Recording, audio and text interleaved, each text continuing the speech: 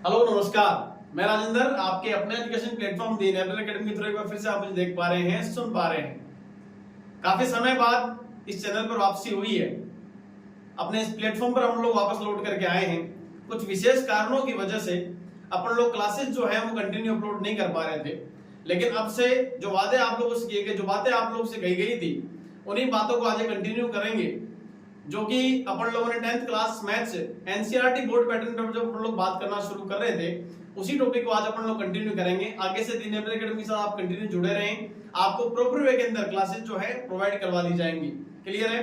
अब अपन लोग जो लास्ट टाइम पर अपन लोगों ने जो टॉपिक छोड़ा था उसी को कंटिन्यू करते हैं। और जो टॉपिक अपन लोगों ने स्टार्ट कर रखा है एनसीईआरटी का जो सेकंड नंबर चैप्टर अपन लोग थर्ड नंबर चैप्टर अपन लोग जो पढ़ रहे हैं, pair of linear equation in two variable. Pair of linear equation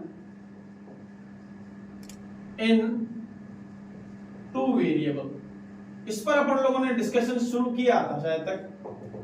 clear है? हिंदी मीडियम वालों के अकॉर्डिंग दो चर वाले रैखिक समीकरण युग्म की बात कर रहे थे अपन लोग। यहाँ पर दो चर वाले रैखिक समीकरण युग्म में जब अपन लोग डिस्कस कर रहे हैं तो आप लोगों को जो बेसिक चीजें मैंने आप लोगों को बताई थी उन्हीं को लेकर के आगे कंटिन्यू करते हैं।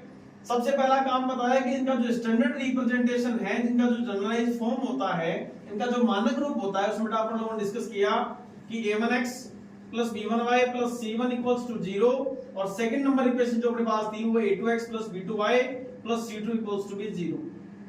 आप लोगों ने इनके साथ साथ में जो कंडीशंस मेरे को बताई, उन कंडीशंस के अकॉर्डिंग ये बोला गया कि sir a1, b1, c1 belongs to r, और अपने पास में बोला कि a2, b2, c2 अपने पास में सर क्या होना चाहिए, ये भी किससे बिलोंग होना चाहिए था, r से, यानी कि रियल नंबर, वास्तविक संख्याओं से संबंधित होना चाहिए था, जो कि यहाँ लिखा हुआ है। अब थोड़ा सा और आगे कंटिन्यू करते हैं। इसके साथ साथ एक कंडीशन और लिखी गई कि a1 square plus b1 square does not equal 0 and the second condition is a2 square plus b2 square does not equal 0। ये बातें मैं इतनी जल्दी इसलिए कह पा रहा हूं क्योंकि ये बातें अपन लोग ऑलरेडी पहले डिस्कस कर चुके हैं। क्लियर है? तो इसीलिए हम थोड़ा सा मैं चाह रहा हूं कि इसको थोड़ा सा क्विकली रिवाइज कर ले और फिर अपन लोग अपने नए टॉपिक की ओर आगे बढ़े। फिर अपन लोगों ने कहा कि सर ये दो इक्वेशन अपने पास गिवन है, दो समीकरण अपने पास गिवन है, तो जाहिर सी बात है इनका जो ग्राफ होगा, इनकी जो सरल रेखाएं होंगी वो तीन तरीके से अपन लोगों ने रिप्रेजेंट करके बताई थी। तब आप लोग कहते हो कि मेरे को सबसे पहले कि सर एक पहली कंडीशन अपन लोगों ने प्रतिच्छेदी रेखा यानी कि इंटरसेक्टिंग लाइन की अपन लोगों ने वहां पे शो की थी, प्रतिच्छेदी रेखा बढ़ाई थी वहां पे। सेकंड नंबर जो केस अपन लोगों ने पढ़ा उसके अकॉर्डिंग ये बता रहे थे कि दोनों जो लाइंस हैं वो एक दूसरे को इंटरसेक्ट नहीं करती हैं, दैट मींस वो दोनों लाइंस कैसी हो रही थी, पैरेलल लाइन को शो कर रहा था। और थर्ड केस में अपन लोगों ने पढ़ा कि दोनों लाइंस जो हैं जहां जहां से L1 पास हो रहा है वहीं में से कौन पास होगा, अपने पास में L2 पास होता जाएगा। इसके लिए आप लोगों को फिर बोला गया कि सर हमें पता कैसे लगेगा, सर हमें पता कैसे लगेगा कि ये जो अपन लोगों के पास जो ग्राफिकल जो रिप्रेजेंटेशन है किसी भी पेयर ऑफ लीनियर इक्वेशन का यही रहने वाला है। क्या हमें बार बार में ग्राफ बना करके चेक करना पड़ेगा क्या? एनसीईआरटी के सिलेबस के अकॉर्डिंग राजस्थान बोर्ड में आपके पास में जो ग्राफ है वो आपके सिलेबस में नहीं है फिलहाल के टाइम पर, लेकिन फिर भी अपन लोग ग्राफ को जरूर डिस्कस करेंगे, एक आधा ग्राफ अपन लोग चेक कर लेंगे। अब अपन लोग इन पर बात करते हैं। तीन केस अपन लोगों ने पढ़े कि सर प्रतिच्छेदी रेखा, दूसरी लाइंस के बारे में अपन लोग समांतर रेखा यानी कि पैरेलल लाइन को डिस्कस कर रहे हैं, और तीसरी रेखा के ऊपर अपन लोग बात करेंगे सर संपाती रेखा, या फिर अपन लोग क्या बोलते हैं इसके इंग्लिश मीडियम वालों के अकॉर्डिंग कोइंसिडेंट लाइन के नाम से को जाना जाता है। साहब इतनी बात अपने दिमाग में बहुत अच्छे से क्लियर होगी। अब थोड़ा सा मैं आगे बढ़ता हूं। लास्ट टाइम पर मैंने आप लोगों को बोला कि सर जो इनके A1, B1 और जो C1 होते हैं, A2, B2 और जो C2 अपने पास होते हैं, इनके जो रेशियो हैं, इनके जो अनुपात है, उनकी तुलना करके आप बहुत आसानी से मुझे ये बता पाओगे कि इनकी जो रेखाएं होंगी वो प्रतिच्छेदी रेखा होगी, समांतर रेखा होगी, या फिर संपाती रेखा अपने पास होने वाली है। साहब ये बातें अपन लोग यहाँ पर डिस्कस कर रहे हैं। तो मैंने पहला जो केस अपन लोगों के सामने लिखा उसके अकॉर्डिंग ये था कि sir A1 upon A2 does not equal B1 upon B2 अगर हो जाता है, अगर किसी भी इक्वेशन के लिए, किसी भी pair of linear equation in two variable के लिए अगर फर्स्ट कंडीशन को अगला सेटिस्फाई करता है कि A1 upon A2 does not equal B1 upon B2 यदि सेटिस्फाई कर पा रहे हो तो वापस से अपन लोग तीन बातें कह पा रहे हैं। तीन बातें कौन कौन सी कह पा रहे हैं? ये चार्ट पहले से बना हुआ है ऑलरेडी, है कि नहीं? किसी बच्चे को अगर मान लो कि देखना है तो आप इससे पहले वाला वीडियो देख करके आए पहले ऑलरेडी, ठीक है। अब देखिएगा इसमें अपन लोग क्या करें कि लाइंस के बारे में कौन कौन सी इंफॉर्मेशन मिल रही है। प्रतिच्छेदी रेखा, हिंदी मीडियम वालों के अकॉर्डिंग प्रतिच्छेदी रेखा, और इंग्लिश मीडियम वाले जो बच्चे हैं उनके अकॉर्डिंग क्या होगा, इंटरसेक्टिंग लाइन। क्या होगा अपन लोगों के पास में, इंटरसेक्टिंग लाइन मिलने वाली है। उसके साथ साथ में समीकरण निकाय कैसा होगा, पेयर ऑफ जो लीनियर सिस्टम है वो कैसा होना चाहिए था, वो यहां पर होगा संगत निकाय। कैसा होगा अपन लोगों के पास में, संगत निकाय होगा। अर्थात इंग्लिश मीडियम वालों के अकॉर्डिंग क्या होना चाहिए था, ये कंसिस्टेंट होना चाहिए। कैसा होना चाहिए अपने पास में, कंसिस्टेंट होना चाहिए। और अपने पास में जो थर्ड नंबर पर उनके बात आती है कि इनके सॉल्यूशन कैसे होंगे, तो अपन लोग क्या कह देंगे, इनका कोई एक अद्वितीय हल होगा। क्या होगा अपन लोगों के पास में, एक अद्वितीय हल, या फिर अपन लोग क्या कहते हैं केवल कोई एक सॉल्यूशन अपने पास होगा। या फिर इंग्लिश मीडियम वालों के अकॉर्डिंग बात करें तो अपन लोग यहाँ पे क्या कह देंगे, यहाँ पे इनके लिए यूनिक सॉल्यूशन पर बात कर देंगे। ध्यान दो इस चीज को लेकर के, अगर किसी भी pair of linear equation in two variable के लिए आप लोगों के पास में जो पहला केस है a1/a2 does not equal b1/b2 के लिए यदि अपन लोग डिस्कस कर पा रहे हैं, अगर ऐसा रेशियो आपको दिखाई देता है तो आप लोग उसके लिए तीन बातें कह सकते हो मेनली। कौन कौन सी बातें, एक तो उसके ग्राफिकली रिप्रेजेंटेशन कैसा होगा, ग्राफिकली तो ये क्या कर रहा है, प्रतिच्छेदी रेखा या फिर इंटरसेक्टिंग लाइन को शो कर रहा है। सेकंड नंबर केस में बात आती है कि पेयर ऑफ लीनियर सिस्टम कैसे होने वाला है, कि निकाय किस तरीके का काम करेगा, संगत निकाय होगा, है कि नहीं है। उसके अलावा अपन लोगों से बात की इनके सॉल्यूशन पर, इनका सॉल्यूशन कैसा होगा, हल किस प्रकार के होने चाहिए। तो हलों पर जब अपन लोग बात करते हैं तो अपन लोग क्या कहते हैं, एक अद्वितीय हल, यानी कि अद्वितीय हल का मतलब क्या हो गया, इन दोनों का इंटरसेक्शन पॉइंट एक ही है। दैट मींस यहां पर x, y को शो करेगा, यानी कि x की भी एक केवल एक पर्टिकुलर वैल्यू मिलेगी, y की भी एक पर्टिकुलर वैल्यू अपन को मिलने वाली होती है। Sir clear that. Next topic पे अपन लोगों ने क्या लिखा है इसके लिए, सेकंड नंबर केस अपन लोग क्या पढ़ गए हैं कि sir a1/a2 equal b1/b2 does not equal c1/c2। Clear that. अगर ऐसी कंडीशन पॉसिबल हो जाए कि a1/a2 और b1/b2 का जो रेशियो है वो आपस में क्या हो जाता है, इक्वल हो जाता है तो यहां पर ऐसी सिचुएशन में अपन लोग कौन कौन सी बातें कह सकते हैं। लाइंस के बारे में जो इंफॉर्मेशन मेरे को मिलती है वो है समांतर रेखा। क्या मिलेगा मेरे को यहाँ पे, समांतर रेखा, यानी कि इंग्लिश मीडियम वाले बच्चों के अकॉर्डिंग क्या कह सकता हूं यहाँ पे, पैरेलल लाइन कह सकता हूं। Clear that. फिर अपन लोगों को बोला गया समीकरण निकाय कैसा होगा, कैसा निकाय होना चाहिए भाई अपने पास में। तो निकाय पे जब अपन लोग बात करना शुरू करते हैं तो निकाय होगा अपन लोगों के पास में असंगत, यानी कि इनकंसिस्टेंट। क्या होगा अपन लोगों के पास में, इनकंसिस्टेंट होगा। और थर्ड पॉइंट में जब अपन लोग बात करेंगे इनके नंबर ऑफ सॉल्यूशन पर, कि इनके हल किस प्रकार के होंगे, इनके सॉल्यूशन किस तरह के होंगे। तो क्या बताओ, ये दोनों जो लाइंस हैं L1 और अपने पास में है L2, क्या एक दूसरे को इंटरसेक्ट कर रही है क्या दोनों का कहीं ना कहीं पे इंटरसेक्शन हो रहा है क्या, कहीं पे भी इंटरसेक्शन नहीं हो रहा। दैट मींस अरे जाहिर सी बात है, दो व्यक्तियों में झगड़ा हो गया है कि नहीं, उनका सॉल्यूशन कब निकल पाएगा, जब वो दोनों एक जगह बैठ करके बात करेंगे तभी तो उनका सॉल्यूशन पॉसिबल होगा, वरना तो सॉल्यूशन कैसे पॉसिबल होगा बताओ। ये अपने मजे में जा रहा है कि नहीं, ये अपने मजे में जा रहा है, दोनों बैठ करके बात करने को तैयार नहीं, बताओ उनका सॉल्यूशन पॉसिबल है क्या, बिल्कुल सॉल्यूशन पॉसिबल नहीं है। तो अपन लोग इसके क्या लिख देंगे यहाँ पे, नॉर्मली नो सॉल्यूशन। क्या लिखा जा सकता है यहाँ पे, नो सॉल्यूशन। यदि हिंदी मीडियम वालों की बात करें तो क्या बोलेंगे, कोई हल नहीं।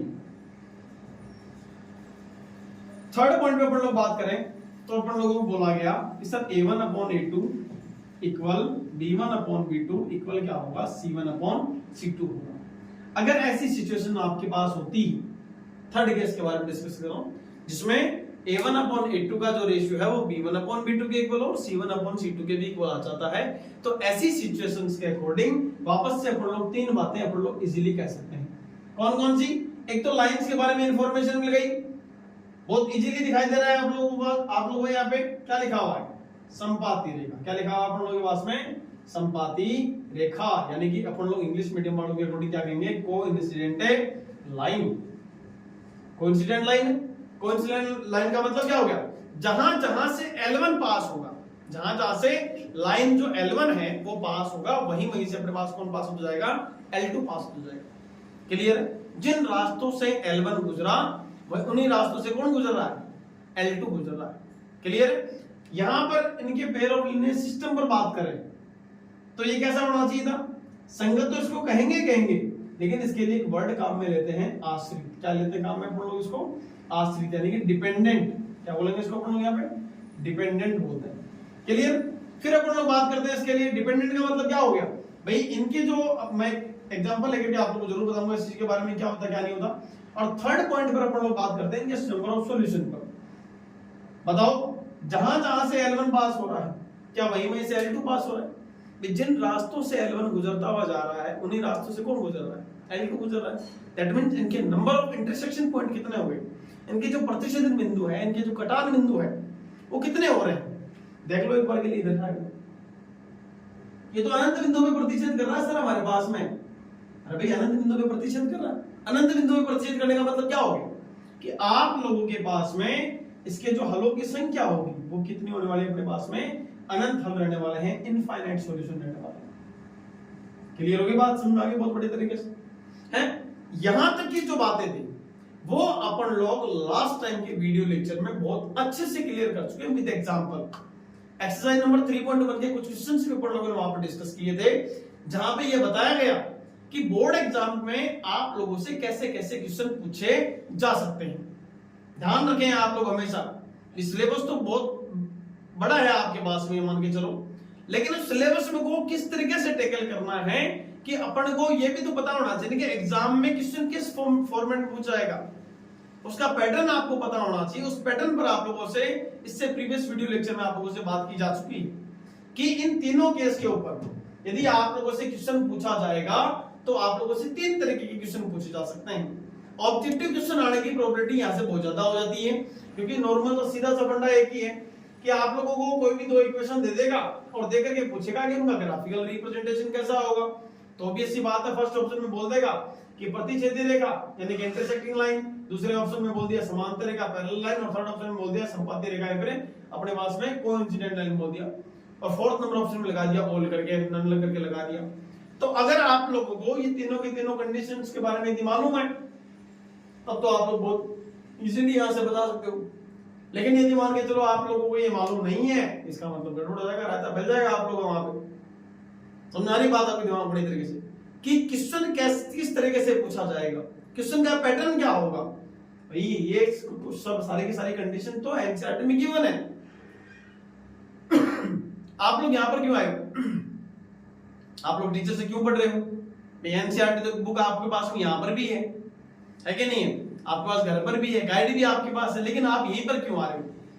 एक गाइडेंस जो होती है वो बहुत ज्यादा जरूरी होती है आप लोगों के लिए। आप लोगों के पास में टीचर ये बता रहा है कि वहां पर आप लोगों से क्वेश्चन किस तरीके से पूछा जा सकता है। जब तक आपको पता ही नहीं कि क्वेश्चन किस तरीके से पूछा जाएगा, आप जवाब क्या दोगे? आपको सेकंड नंबर क्वेश्चन पूछने का तरीका क्या होगा कि कोई भी दो इक्वेशन आपके पास में दे देगा और अगला पूछेगा उन्हीं इक्वेशंस के लिए कि पेयर ऑफ लीनियर सिस्टम कैसा होगा, कि दो चर वाले रैखिक समीकरण युग्म का निकाय किस तरीके का होगा। इंग्लिश मीडियम के अकॉर्डिंग तो ये लैंग्वेज काम मिलेगा पेयर ऑफ लीनियर सिस्टम किस तरीके का है, और हिंदी मीडियम के अकॉर्डिंग क्या बात करेगा कि दो चर वाले के समीकरण युग्म का निकाय किस तरीके का है। वहां तो सिस्टम काम में ले रहा है, यहाँ निकाय काम में ले रहा है। तो यानी कि तीन बातें पूछ सकता है, संगत निकाय हो सकता है, असंगत निकाय हो सकता है, और तीसरे नंबर पे क्या हो सकता है? आश्रित हो सकता है, डिपेंडेंट हो सकता है। यही तीन ऑप्शन आपको वहां देखने को मिलेंगे।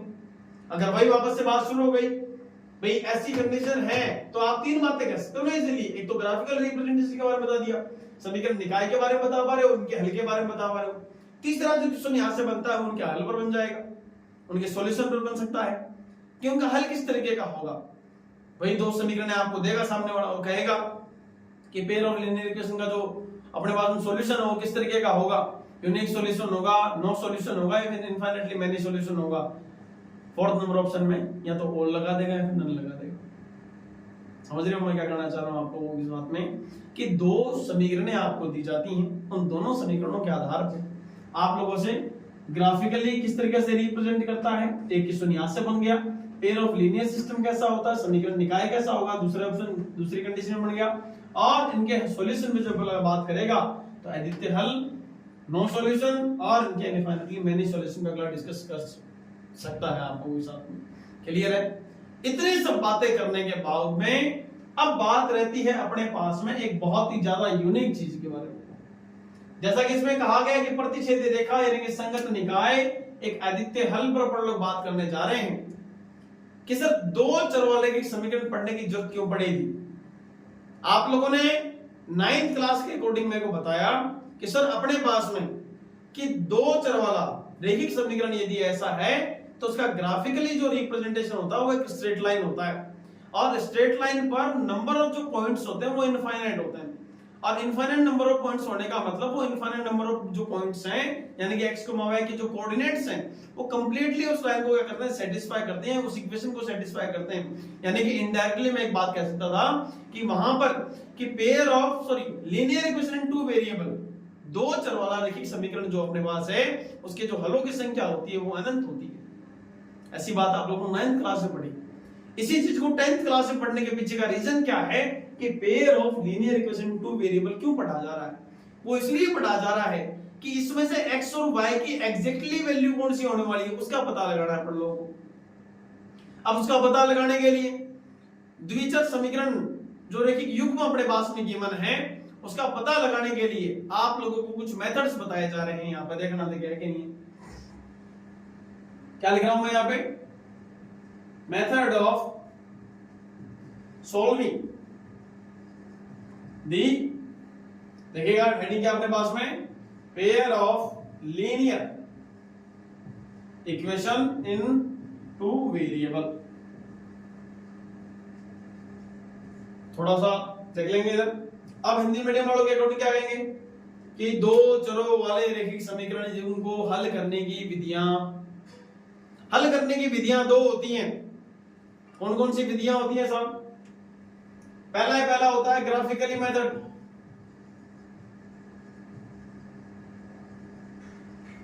सबसे पहला पॉइंट जो आता है अपने पास में ग्राफिकली मेथड। हिंदी मीडियम के अकॉर्डिंग इसको बेटा जी आलेखीय विधि कहते हैं। कौन सी विधि कह रहे हैं अपन लोग इसको? अपन लोग यहाँ पे आलेखीय विधि कह रहे हैं, या फिर इसको ज्यामितीय विधि भी कहते हैं।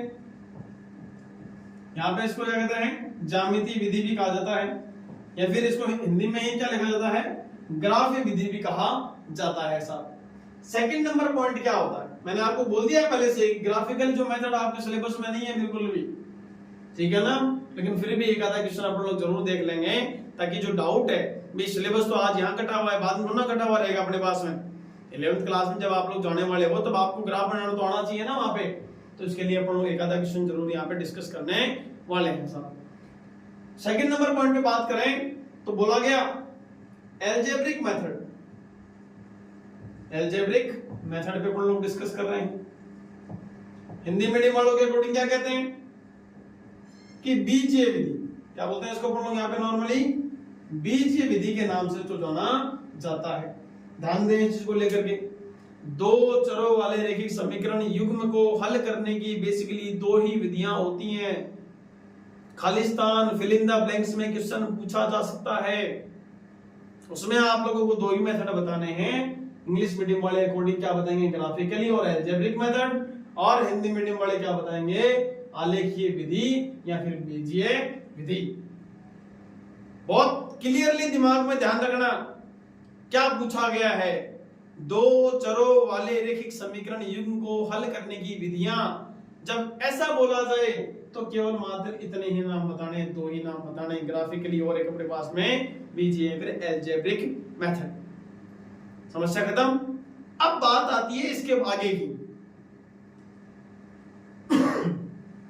जो अपने पास एल्जेब्रिक मेथड होता है, जो अपने पास में एल्जेब्रिक मेथड होता है, इसके तीन सब पार्ट अपने पास में है। मैं थोड़ा सा इसको हाईलाइट अलग से कर दूं। इसके तीन सब पार्ट मेरे पास में गिवन है। एक होता है अपने पास में प्रतिस्थापन विधि, देखिएगा, देखिए दिखाई दे रहा होगा आप लोगों को। पहला होता है प्रतिस्थापन विधि। इंग्लिश मीडियम के अकॉर्डिंग इसको बोलते हैं सब्स्टिट्यूशन मेथड।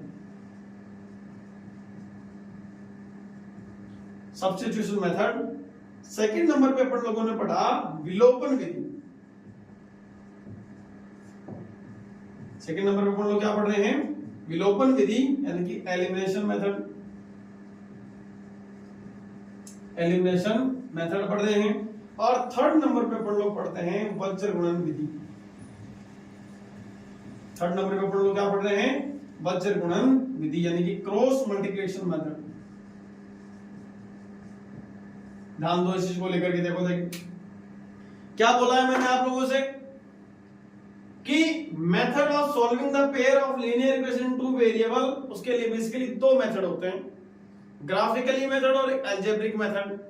सेकंड नंबर पे मैं आप लोगों से कह रहा हूं हिंदी मीडियम के अकॉर्डिंग आलेखीय विधि भी कहते हैं, ज्यामितीय विधि भी कहते हैं, और अलजेब्रिक मेथड को बीजीय विधि कहते हैं।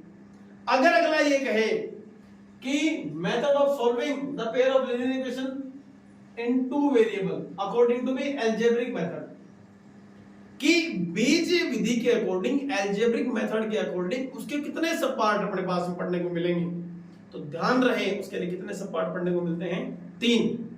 कौन कौन से? पहला है प्रतिस्थापन विधि, सब्स्टिट्यूशन मेथड, प्रतिस्थापन विधि हो गया। सेकंड नंबर पे आता है विलोपन विधि, एलिमिनेशन मेथड। थर्ड नंबर पे आता है वज्र गुणन विधि यानी कि क्रॉस मल्टीप्लिकेशन मेथड।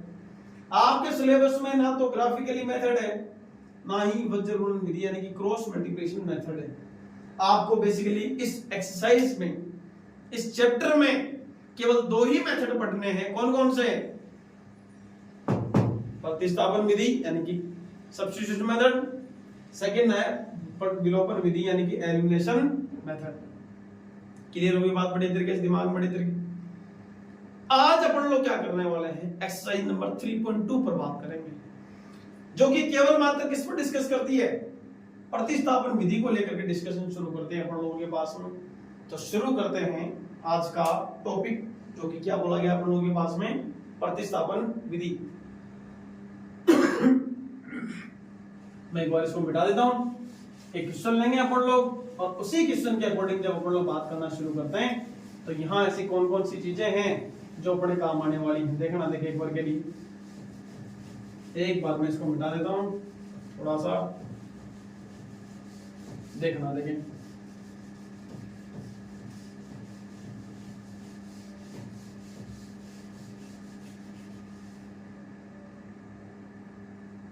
आइए देखिए क्या पढ़ रहे हैं,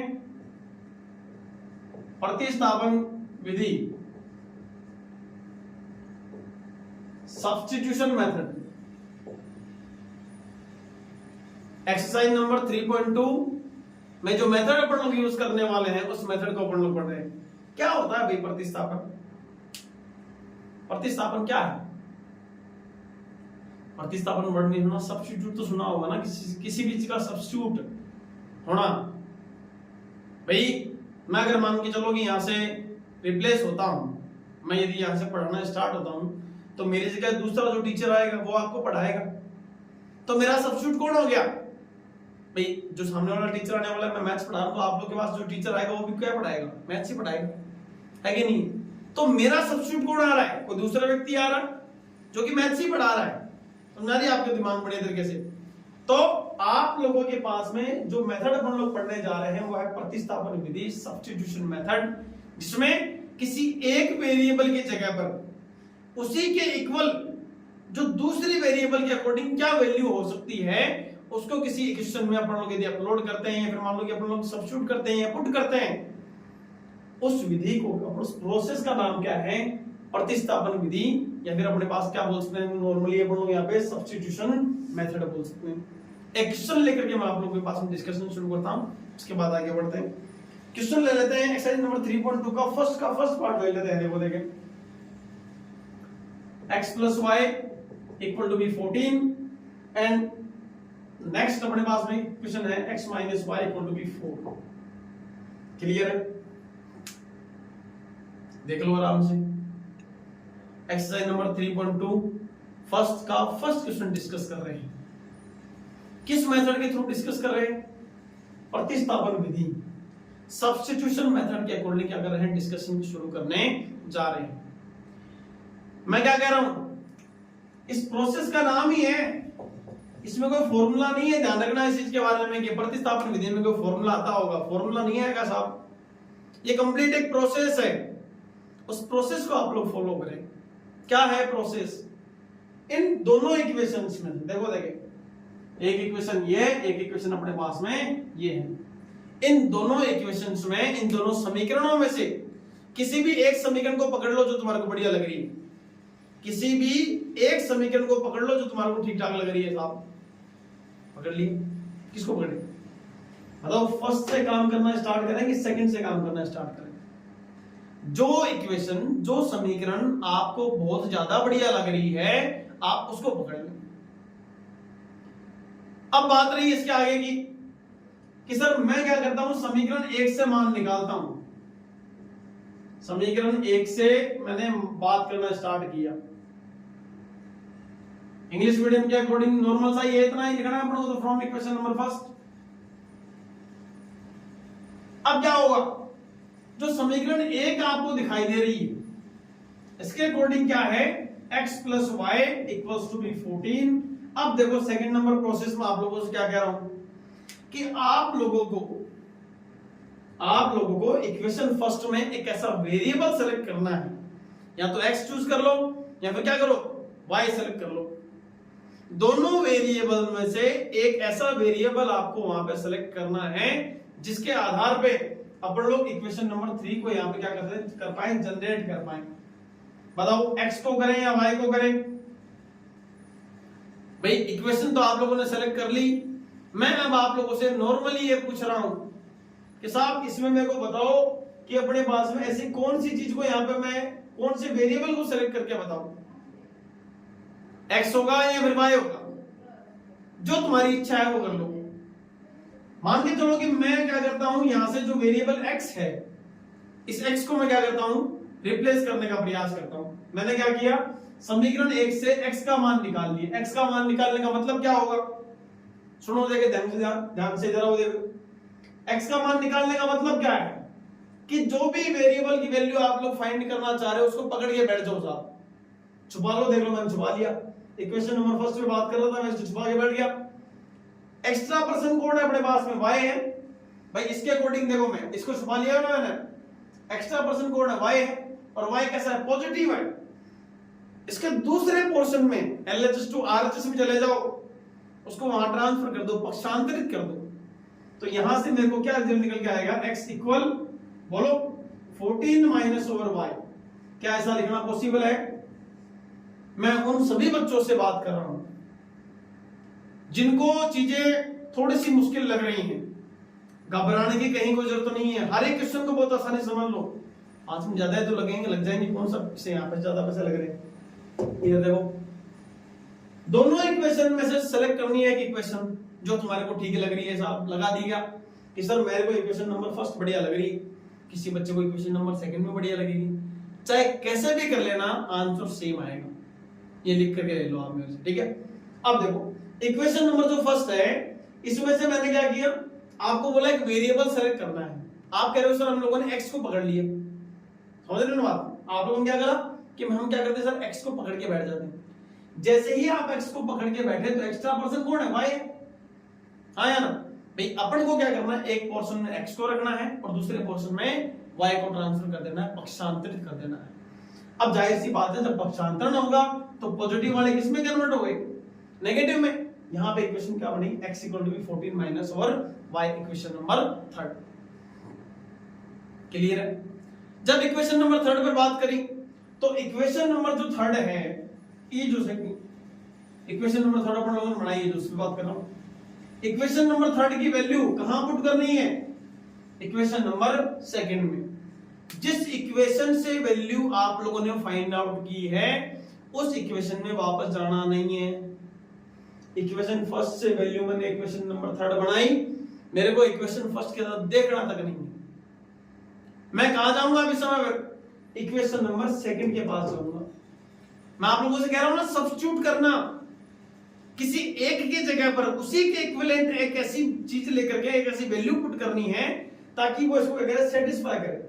यहां से एक चीज आप लोगों को बहुत क्लियरली शो हो रही है कि x इक्वल 14 माइनस और y, दैट मींस x की जो वैल्यू है 14 माइनस और y के क्या है, इक्वल है। क्लियर? मैथमेटिकली जो लैंग्वेज है वो यही कहती है कि सर ये जो x इक्वल 14 माइनस और y है, यानी कि एक पलड़े में एक तराजू में जो है वो x है और दूसरे पलड़े में 14 माइनस और y है। दैट मींस दोनों के बीच में इक्वल टू का सिंबल क्या शो कर रहा है कि इन दोनों की जो वैल्यू है वो आपस में क्या रहने वाली है, सेम रहने वाली है। इतनी बात पल्ले पड़ गई। तो क्या बताओ, मैं इसकी जगह पर इस 14 माइनस ओवर y को बताओ इसमें रिप्लेस कर सकता हूं। तो यहां पर मैं क्या करूंगा, समीकरण 3 का मान समीकरण बताओ 2 में रख दूंगा। देखो वापस सुन लो सारे के सारे। मैंने क्या कहा है, जो भी वैल्यू आप लोगों ने फाइंड आउट की है, जिस इक्वेशन से फाइंड की है उसकी तरफ तो देखना ही नहीं है, भूल जाओ इसको एक बार के लिए। तो जो दूसरी इक्वेशन है, दूसरे से निकालोगे तो पहली इक्वेशन को देखोगे, पहले से निकालोगे दूसरी इक्वेशन को देखोगे। जो थर्ड इक्वेशन में जो भी वेरिएबल आप लोगों ने फाइंड किया था x, अब जहां जहां इस इक्वेशन में x नजर आ रहा है वहां कितना नोट कर दो, 14 माइनस और y नोट कर दो। कर सकते हैं ऐसा। जैसे ही मैंने इसमें नोट किया तो रिजल्ट क्या आया देखो, सुन लो आराम से कान खोल के। x minus y equal to 4 था, ये क्वेश्चन नंबर सेकंड है। आप लोग कह रहे हो सर x की वैल्यू क्या है, 14 माइनस ओवर y है। थोड़ा सा इसको अलग से और दिखा देता हूं। देखो ये अपने पास में x minus over y equal to 14 है। ये x की वैल्यू अपने पास किसके इक्वल आ रही है, 14 माइनस ओवर y के इक्वल आ रही है। तो क्या बताओ इस x की जगह पर मैं इसको सब्स्टिट्यूट कर दूं तो यहां से रिजल्ट क्या निकल के आएगा बताओ। यहां से रिजल्ट आएगा 14 minus over y minus y equal to भी कितना हो गया अपने पास में 4 आ गया। कोई बहुत बड़ा काम नहीं किया मैंने, बहुत बड़ा तीर नहीं मारा है। इधर देख लो सामने की ओर, जहां जहां पे x लिखा हुआ था उस x की जगह पर मैंने 14 माइनस y को क्या कर दिया, ट्रांसफर कर दिया, पुट कर दिया, सब्स्टिट्यूट कर चुका हूं मैं। ठीक है आगे बढ़ रहा हूं। नाउ चेक 14 माइनस y भी माइनस का, ये भी माइनस का, तो यहां पे जो रिजल्ट आएगा वो आएगा माइनस का 2y और इक्वली यहां पर कितना नोट कर दिया अपन लोगों ने, 4 नोट कर दिया। अपन को वैल्यू किसकी चाहिए, आप लोग कह रहे हो ना कि सर प्रतिस्थापन विधि पढ़ रहे हैं। प्रतिस्थापन विधि क्यों पढ़ रहे हैं, लास्ट टाइम पर अपन लोगों ने ये तो डिस्कस किया था कि कोई भी दो जो कर्व अपन लोगों के पास में दोनों लाइन जो है जहां से इंटरसेक्ट कर रही हैं, कोई के इंटरसेक्शन पॉइंट x, y होता है, अपन लोगों को x और y की एक पर्टिकुलर वैल्यू चाहिए। और आप लोग यहां चेक भी कर लो कि 14 माइनस 2y इक्वल टू 4 यानी कि लीनियर इक्वेशन में वन वेरिएबल में कन्वर्ट हो गया। और वैल्यू निकालना बहुत आसान है। यहां से कैसे करूंगा बताओ। मैं क्या कर रहा हूं, इस 2y को पकड़ के बैठ गया एक बार के लिए। जिस किसी भी की भी वैल्यू फाइंड आउट करना उसको पकड़ के बैठ जाओ। मेरे को यहां x की वैल्यू चाहिए थी, मैं x को पकड़ के बैठ गया। यहां मेरे को y की वैल्यू चाहिए, मैं y को पकड़ के बैठ जाऊंगा। ठीक है, मजाक की बात नहीं है, सच्ची कह रहा हूं मैं। इसको पकड़ के बैठेंगे अब इस समय, देखो देखो कैसे पकड़ेंगे। जैसे इसको पकड़े तो बताओ माइनस ओवर 2y, इसको तो एक जगह रख लिया। ये 14 जो गिवन है इसको इधर क्या कर दिया अपन लोगों ने, ट्रांसफर कर दिया, पक्षांतरित कर दिया साहब। जैसे ही पक्षांतरण करेंगे तो बताओ 4 तो अपनी जगह पहले था, यहां कितना आ गया, माइनस का 4 आ गया। अब कुछ बच्चे, कुछ कलाकार जो है वो क्या करते हैं, अपने बेसिक का जो है वो बखान यहां करते हैं। बेटो को लिखना तो चाहिए था 4 माइनस में 14 और लिख दिया हम लोगों ने 14 माइनस और 4। अरे बोले आदमी हो तुम लोग, किसको उठा करके लेके आए हो, 14 को उठा करके लेके आए। तुम्हारी इससे क्या दुश्मनी है रे, ये तो बेचारा अपनी जगह पे था, इसने क्या गलती कर दी, तुम 14 को लेकर गए तो 14 किधर जगह आएगा, तो ये कैसा हो जाएगा अपने पास में, माइनस का 14 होगा। Clear that. यहां देखिएगा, देखिए वापस से minus over 2y equal 4 minus 14। Negative का नंबर बड़ा है तो ऑब्वियसली बात है सिंबल किसका आएगा, नेगेटिव का ही आएगा। कितना हो गया, माइनस का 10 हो गया। माइनस से माइनस क्या हो गया, कैंसिल आउट हो गया। अब कुछ महारथी ऐसे भी हैं जिनको ये पता नहीं कि 4 माइनस 14 कितना होता है, 14 माइनस 4 कितना होता है। इसका सिंपल सा फंडा इतना ही है, जिस किसी के आगे भी माइनस का सिंबल लगा हुआ हो उतने रुपए तुमसे कोई मांग रहा है। जिस किसी के आगे प्लस का सिंबल लगा हुआ हो इसका मतलब इतने रुपए तुम्हारी जेब में है। भाई जेब में कितने रुपए हैं, 4 रुपए है कि नहीं। मांग रहा कितने, 14 रुपए मांग रहा है। 4 रुपए अगले को लौटा दिए गए, 4 रुपए लौटा दिए सामने वाले को। अब और कितने मांग रहा है तुम्हारे, सर अब तो 10 रुपए मांग रहा है। मांगने का निशान कौन सा हो गया, माइनस का। ये जो मांगने का निशान है अपन लोगों के पास में, ये किसका हो गया, माइनस का। और यहाँ माइनस से माइनस कैंसिल आउट हो गया, यहाँ -10 रिमेनिंग रहेगा। अब जो नई स्टेप आई उसके अकॉर्डिंग क्या हो गया, 2y equal to be 10। Now y equal to be क्या हो गया, 10 डिवाइडेड बाय 2, कैंसिल आउट करके आएगा 5।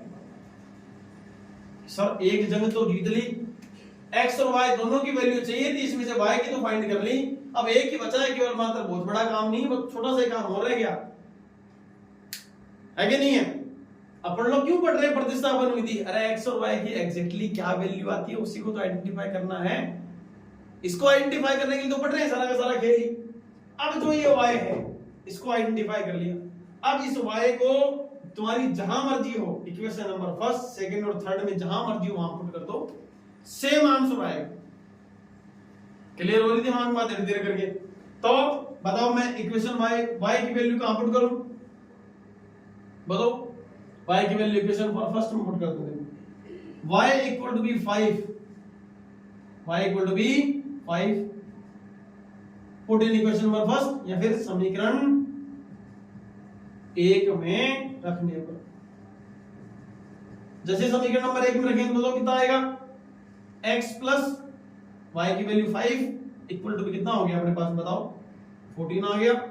नाउ 5 को ट्रांसफर कर दो, वापस से कह रहा हूं देख लो सुन लो मेरी बात, मेरे को यहाँ किसकी वैल्यू चाहिए, x की, मैं x को पकड़ के बैठूंगा बाकी को उधर भेज दूंगा, रिजल्ट कितना आएगा x इक्वल टू 14 माइनस और 5 that equal to x equal to कितना हो गया 9 हो गया।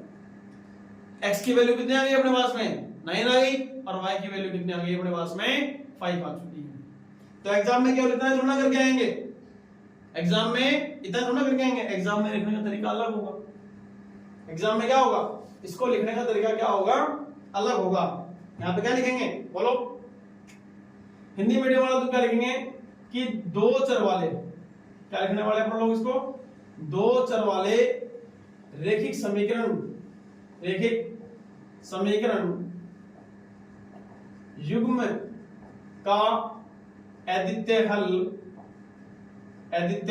हल क्या होगा, x कोमा y इक्वल क्या होना चाहिए था, x की वैल्यू तो आई 9 और y की वैल्यू कितनी आई 5 आई। और इंग्लिश मीडियम वाले क्या लिखेंगे इसी को, unique solution of pair of linear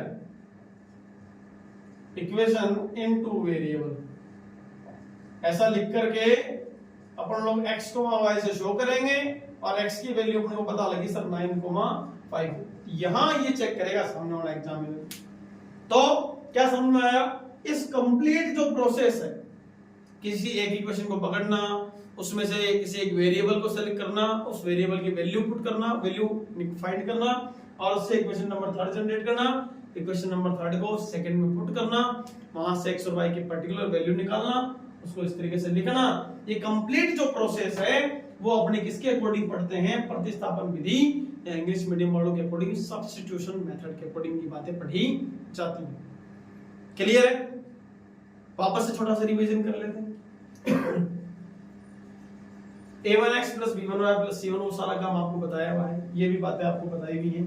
आज जो बातें कहेगी उसके अकॉर्डिंग ये था कि pair of linear equation in two variable को सोल्व करने के बेसिकली दो मेथड होते हैं। एक मेथड अपने पास है ग्राफिकली और सेकंड नंबर मेथड है अपने पास अलजेब्रिक मेथड, यानी कि आलेखीय विधि और अपने पास में बीजीय विधि। जब अगला प्रश्न में ये कहे खाली स्थान यानी कि फिल इन द ब्लैंक्स में से क्वेश्चन पूछे जाते हैं तब आपको केवल दो ही नाम बताने हैं। कौन कौन से बताओगे, ग्राफिकल मेथड बताओगे, अलजेब्रिक मेथड बताओगे। लेकिन अगला ये कहे कि अलजेब्रिक मेथड के कितने सब पार्ट हैं, बीजीय विधि के कितने सब पार्ट अपने पास में गिवन है, कितने भाग हैं, तो प्रतिस्थापन विधि, विलोपन विधि और वज्रगुणन विधि यानी कि सब्स्टिट्यूशन मेथड, एलिमिनेशन मेथड और क्रॉस मल्टीप्लिकेशन मेथड आपके पास में होने याद होने चाहिए। और आप लोगों के सिलेबस में वज्रगुणन विधि नहीं है, प्रतिस्थापन सॉरी वज्रगुणन विधि यानी कि क्रॉस मल्टीप्लिकेशन मेथड आपके सिलेबस में नहीं है, ना ही आपके पास आलेखीय विधि है, लेकिन मेथड तो पता होनी चाहिए। ठीक है साहब, आज अपन लोग एक्सरसाइज नंबर 3.2 के अकॉर्डिंग सबसे पहला मेथड पढ़ने जा रहे हैं प्रतिस्थापन विधि। प्रतिस्थापन का मतलब ही क्या है कि एक के स्थान पर दूसरे को ला करके रखना, सब्स्टिट्यूट करना, एक की जगह पर दूसरे व्यक्ति को ला करके सब्स्टिट्यूट करना, उसी के इक्विवेलेंट।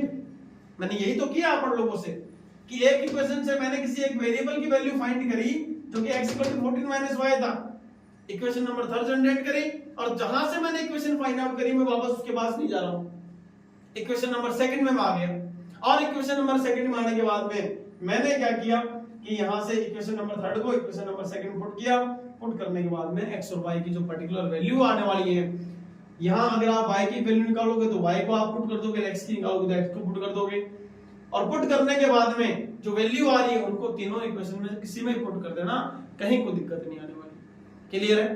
तो आज अपन लोगों ने प्रतिस्थापन विधि यानी कि एक्सरसाइज नंबर 3.2 को स्टार्ट किया। इस कंप्लीट प्रोसेस का नाम ही क्या है अपने पास है? प्रतिस्थापन विधि। लास्ट में लिखना जो है वो हिंदी मीडियम वालों को ऐसे लिखना है और इंग्लिश मीडियम वाले बच्चों को इस तरीके से नोट करके आना होना चाहिए। Clear that? बढ़िया तरीके समझ में आ गई बात है कि नहीं?